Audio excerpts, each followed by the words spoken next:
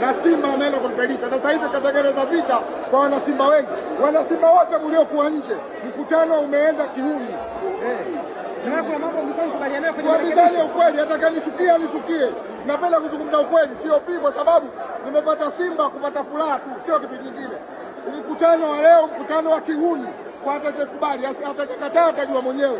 Ila niwaambie, baada ya hoja watu wa kamati kusoma, wanachama tungeulizwa tumeridhia au hatujalizia, lakini wamevunja kikao, kwa sababu wamepika ubwabwa. Hatuli ubwabwa wao, na tunachohitaji mafanikio ya Simba. Tuwaambie tu, hawawezi kuendesha klabu yetu kiuni, hawawezi kuendesha klabu yetu kiuni, hawawezi kuendesha klabu yetu kiuni. Kwa nini hamkubali muda ule ule sasa wakati mkutano unafungwa? Wakati anasoma yule mwanasheria, Simba ni watu wenye hekima, tulikaa na kutulia kusikiliza kile kinachosemwa. Baada ya kumaliza, wakasema wanafanya dua kwa sababu ya timu, tukajua dua sababu ya timu. Baada ya hapo, mwenyekiti kavunja kikao, anakatupigane. Ndugu zetu wamekufa juzi kwa sababu ya machafuko na vurugu. Leo mwenyekiti atasababisha vurugu tena kwenye Simba.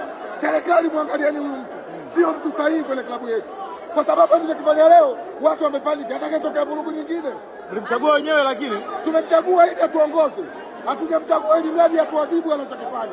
Mimi niseme mwenyekiti katika hili amefeli, na huu mkutano sio halali, mkutano batili.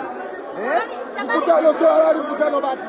Tunahitaji mkutano, tunahitaji mkutano. Huu mkutano wa chakula sio mkutano. Mkutano wa chakula, watu wameitiwa ubwabwa, huu sio mkutano halali. Hakuna mkutano. Tunataka yale mapendekezo tujadili, tukubaliane.